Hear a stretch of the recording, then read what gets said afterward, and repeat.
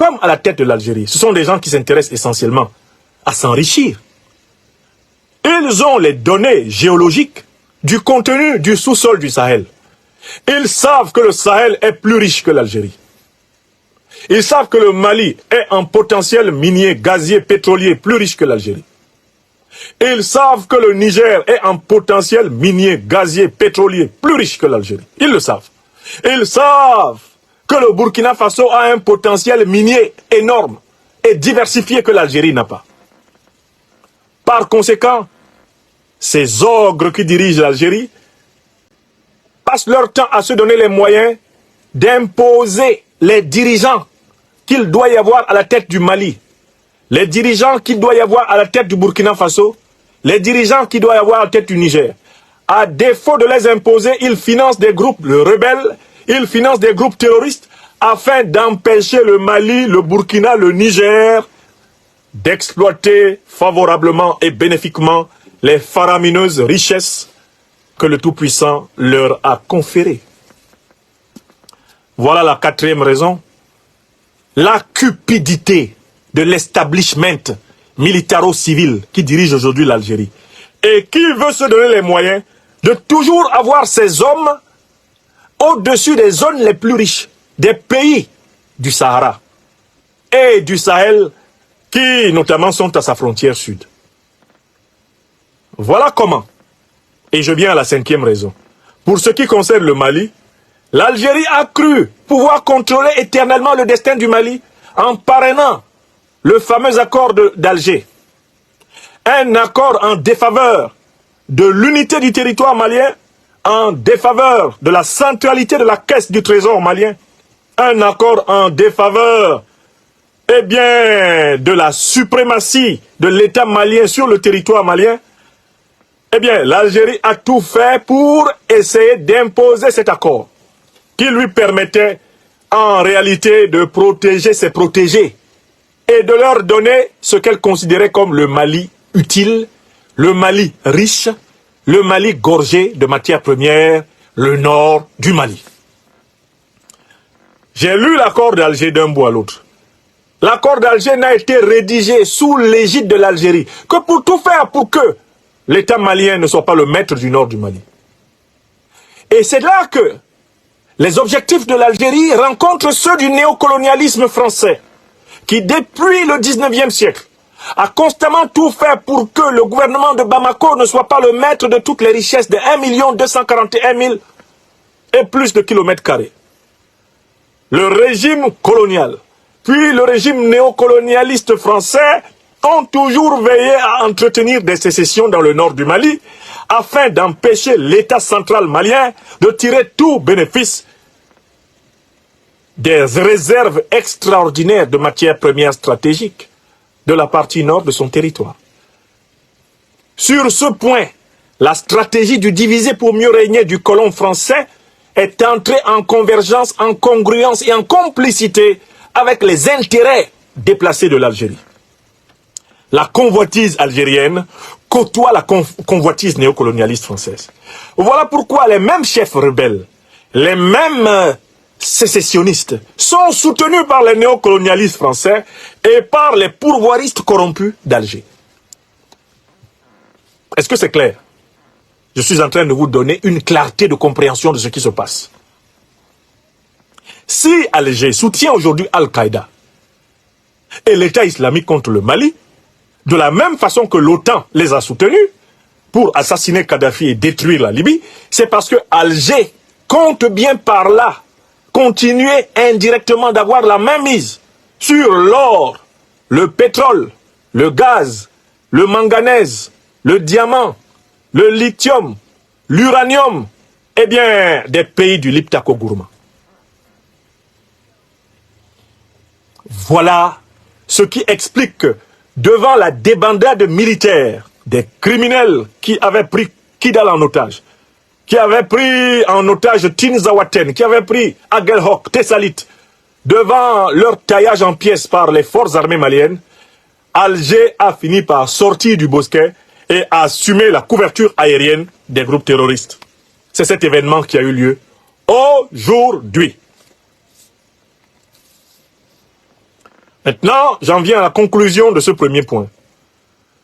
Ainsi, en apportant un soutien aérien aux groupes terroristes, boutés du sol malien par les forces armées maliennes, Alger assume ouvertement la responsabilité d'avoir participé à Tinzaouaten et, comme aujourd'hui, aux opérations terroristes qui ont provoqué la mort de dizaines de soldats maliens et de soldats russes. Alger assume par conséquent son association avec l'OTAN, assume par conséquent son association avec les néo-nazis ukrainiens. Alger assume par conséquent son association avec Al-Qaïda, l'État islamique, contre l'Afrique noire. Dès lors, il n'y a qu'une seule conclusion. L'Afrique n'a aucun autre choix, d'abord au niveau de la Confédération des États du Sahel, que de répondre d'une seule et unique voix à Alger, en levant des moyens aériens exceptionnels pour défaire l'armée algérienne à la frontière nord de l'Afrique noire. Ça, c'est le premier point. Il faut montrer à l'armée algérienne qu'elle ne peut pas impunément entrer en Afrique noire. Et pour cela, deuxième remarque, la Fédération de Russie va devoir assumer ses responsabilités. Elle ne pourra pas permettre aux Algériens de participer au meurtre des alliés russes de la Confédération de l'Alliance des États du Sahel sans graves conséquences. Il faut qu'Abdelmajid Tebboune perde la guerre qu'il est en train de livrer contre le Mali, la guerre qu'il livre contre la Confédération de l'Alliance des États du Sahel, la guerre qu'Abdelmajid Tebboune et son gouvernement corrompu livrent contre l'Afrique noire doit être perdue. L'alliance panafricaniste, souverainiste, résistante d'Afrique noire doit se tenir comme un seul homme face à Alger. Alger ne peut pas vaincre l'Afrique noire. L'Algérie ne peut pas vaincre la Confédération de l'Alliance des États du Sahel. Elle ne peut pas. Et elle ne doit pas. Et nous devons lui faire savoir que l'Afrique noire ne se laissera pas faire. Ça, c'est ma deuxième conclusion. Troisième conclusion, maintenant les choses sont claires. Tous ceux qui jouaient au lâche à travers le Sahel et qui passent leur temps dans des querelles intestines de politique nationale, tout cela maintenant, on voit très bien avec qui ils sont. Je lance un appel à toute la classe politique du Mali, à toute la classe politique du Burkina Faso, à toute la classe politique du Niger, à toute la classe politique africaine, celle qui prétend vouloir vraiment servir le bien commun des Africains, pour renforcer davantage la cohésion interne, la cohérence interne, renoncer au projet individuel de confiscation du pouvoir pour se livrer corps et âme au projet de défense de la civilisation négro-africaine menacée de disparition.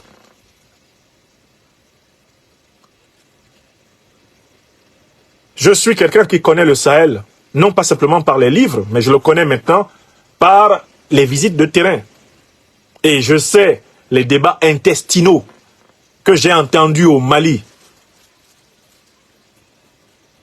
Je vois des petits déchirements qui sont une honte pour notre continent.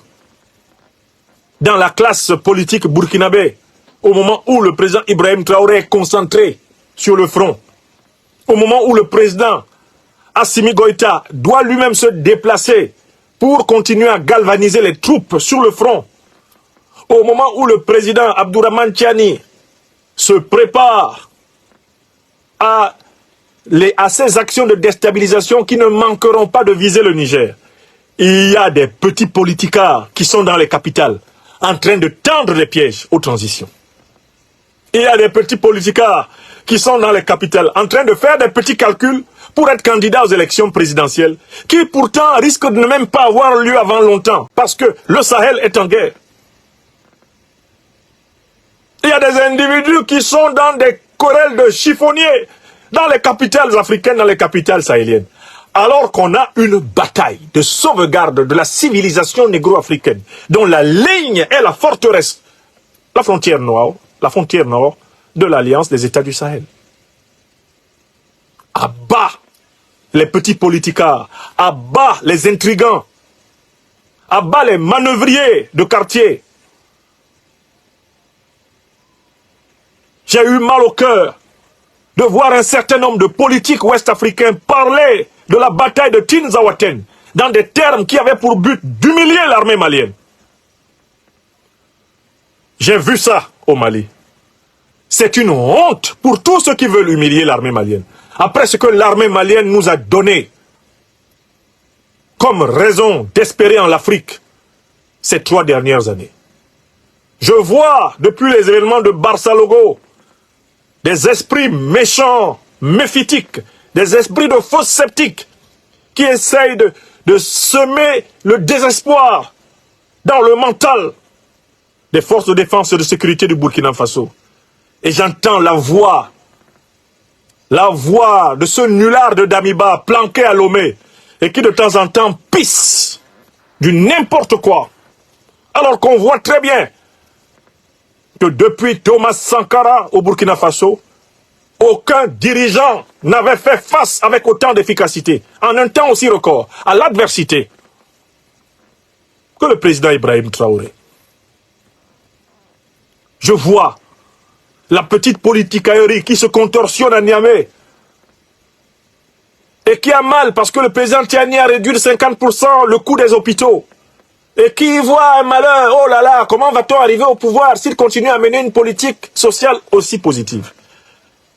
Pourtant, le Niger est en guerre. Le Niger est en guerre.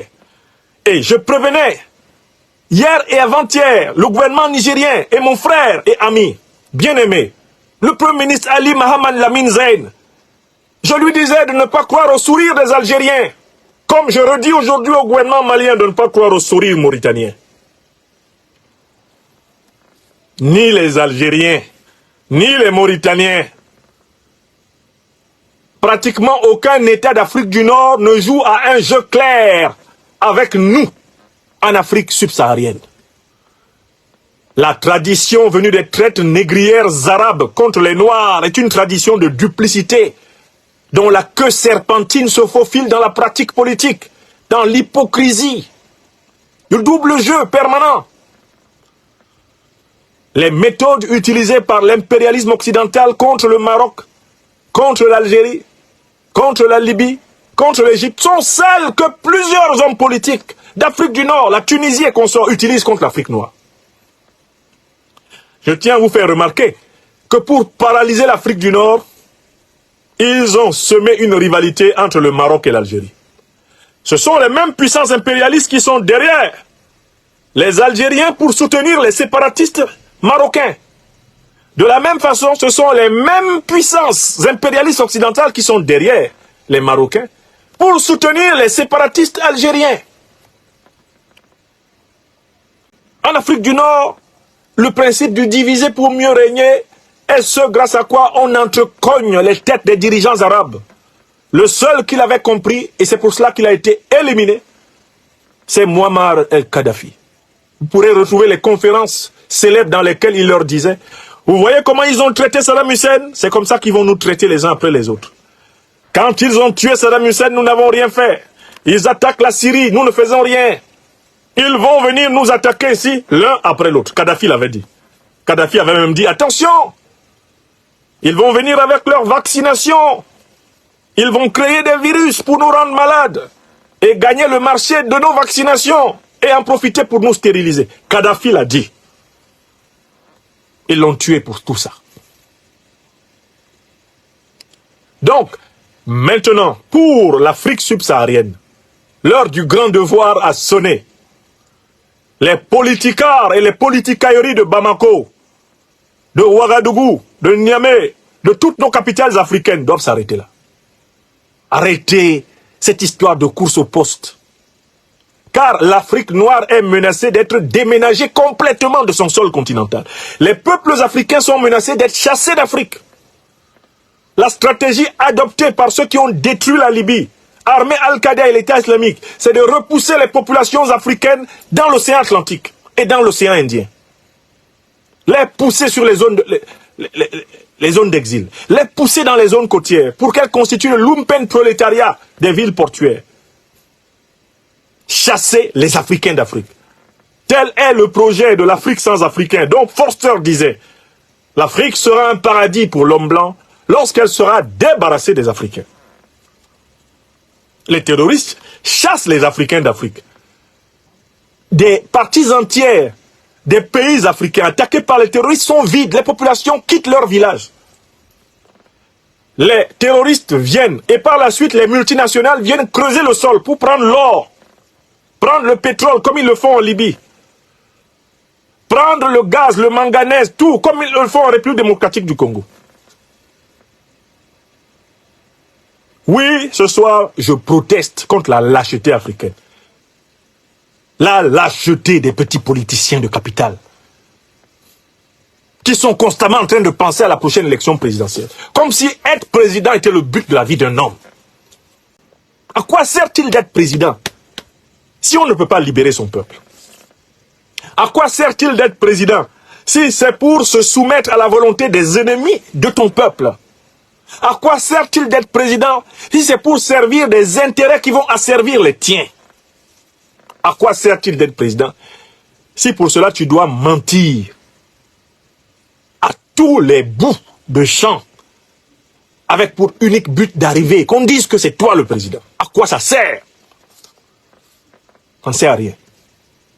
La plupart des hommes qui ont réussi leur vie sur la terre n'ont pas été présidents. La plupart des hommes et des femmes qui ont réussi leur vie sur cette terre n'ont pas été présidents. Il n'est pas nécessaire d'être président à tout prix pour réussir sa vie. Il faut qu'on le dise dans toutes les capitales, à toutes les familles politiques. Les gens sont là en train de se chiffonner. Ouais, bah ouais, non, c'est moi. Non, non, non, non, c'est moi qui vais... Quel est le projet? Si tu deviens président, qu'est-ce qui change pour tes gens? De quoi seras-tu capable? Tu es déjà dans la liste des néocolons français. Ils ont déjà proposé ton nom pour que toi tu sois président. Donc on sait que tu es leur homme. Pourquoi tu t'embrouilles? Tu es là, à Niamey, tu crois que tu dois être président. Parce qu'un jour les néocolons français ont cité ton nom. Tu es à Bamako, tu crois que tu dois être président. Parce que les néocolons français ont cité ton nom. Et tu comptes sur eux. Tu es à Ouagadougou. Tous les matins, tu te lèves en te disant, Traoré est encore vivant. Seigneur, pourquoi il est encore vivant? Comment je vais faire pour être président? Mais si tu es président, que Traoré n'est pas vivant, qu'est-ce que tu vas faire puisque tu es un esclave a priori? Tu es un individu ligoté. Avant même d'être sorti de ton lit, tes deux poings et tes deux pieds sont liés par ceux-là même qui t'ont promis que tu seras président. Voilà ce qui se passe pendant que l'Algérie prend son armée de l'air et commence à attaquer le Mali. Alors, pour les autres lâches qui sont à la tête des États d'Afrique centrale, tout le conglomérat de voyous d'États en col blanc qui s'asseyent dans les cénacles de l'Union africaine, est-ce que c'est sur eux qu'il faut compter? Est-ce qu'il faut compter sur les roitelets, les valets de la France-Afrique qui sont à la tête du Cameroun, du Tchad, du Gabon, la Guinée équatoriale, Est-ce qu'il faut compter sur le Bénin, il faut compter sur Ouattara Dramane? Non! Évidemment non! Pour eux, c'est normal. C'est normal que les Africains soient des parias en Afrique. Cela leur permet d'être présidents à vie, eux. Présidents à vide. Président à vide, au sens de l'avidité, mais aussi au sens du vide. Président du néant. Il n'y a rien, mais il est président, ça lui va. Ça lui va. La méchanceté nègre, l'indignité nègre doivent être expurgées, combattues. Le président Traoré expliquait comment il y a un rapport profond entre l'ignorance, la peur et la lâcheté et l'incompétence. Oui, nous devons les combattre en chacun d'entre nous et autour de nous. Donc voilà la situation ce soir. À la frontière nord du Mali, l'armée algérienne met ses capacités aériennes au service des terroristes. Les armées de l'AES, j'en suis convaincu, vont s'unir, mener la bataille et gagner. L'armée algérienne ne peut pas vaincre la Confédération de l'Alliance des États du Sahel. Mieux, Maintenant, la Fédération de Russie va être obligée d'assumer toutes ses responsabilités face à l'Algérie. Puisque désormais l'Algérie, comme l'Ukraine, comme les gardiens du néo-nazi ambassadeur d'Ukraine au Sénégal, Sonko et Diomaye, puisqu'ils assument d'avoir tué des Maliens, tué des soldats russes alliés du Mali et de vivre tranquillement en paix chez eux, il faut savoir qu'ils ont déterré la hache de guerre contre l'Afrique noire. Et partout en Afrique noire se comporter en conséquence. Voilà ce que je voulais dire sur le premier sujet, en fonction des informations pertinentes, des informations recoupées qui me sont parvenues ce soir. Je renouvelle mon soutien à la Confédération de l'Alliance des États du Sahel, aux trois grands dirigeants de cette confédération, le président Goïta, le président Traoré, le président Tiani, à leurs compagnons, aux armées de la Confédération de l'Alliance des États du Sahel qui ce soir sont sur le pied de guerre générale. Maintenant, je passe au deuxième sujet de cette conversation. Je vous ai promis 4 sujets, mais il fallait que je m'étende beaucoup sur le premier, afin que vous compreniez toute la duplicité de la direction étatique algérienne actuelle. Dans le propos sur l'Algérie, je n'ai invité personne à confondre le peuple algérien et le régime algérien, car la première victime du régime d'Abdelmajid Tebboune, ce sont les Algériens eux-mêmes, notamment la jeunesse algérienne dont je connais profondément le désespoir, l'opposition algérienne qui est l'une des plus écrasées de la terre. Je n'invite ni de près ni les Africains, ni les Algériens, à développer une animosité réciproque. Je dénonce le gouvernement duplicitaire d'Abdelmajid Tebboune en Algérie, car c'est lui qui est responsable de l'agression contre notre peuple. Le peuple algérien, lui aussi, subit la politique de son gouvernement, qui n'est pas un gouvernement consensuel, bienveillant. Attention, le peuple algérien est dans les fers. L'opposition algérienne tremble de toutes les fibres de son corps, parce que le régime FLN est dur, très dur, terrible. Il peut être inhumain et cynique. Voilà la vérité. Donc, que l'Afrique noire ne se sente pas en hostilité avec nos frères en humanité du peuple algérien. L'hostilité, c'est le régime d'Abdelmajid Tebboune. Que mon propos soit bien compris. Le second sujet que je voulais aborder ce soir, là maintenant je serai un peu plus rapide, c'est la nouvelle stratégie annoncée par l'état-major de l'armée française. Si. Maintenant, c'est à vous. Réagissez en commentaire, partagez vos réflexions et vos idées. Si cette vidéo vous a éclairé, n'hésitez pas à l'aimer et à la partager avec vos amis. Ensemble, nous construisons l'Afrique de demain. Restez connectés sur Afrique Diverse TV pour encore plus d'informations et de débats passionnants. À très bientôt.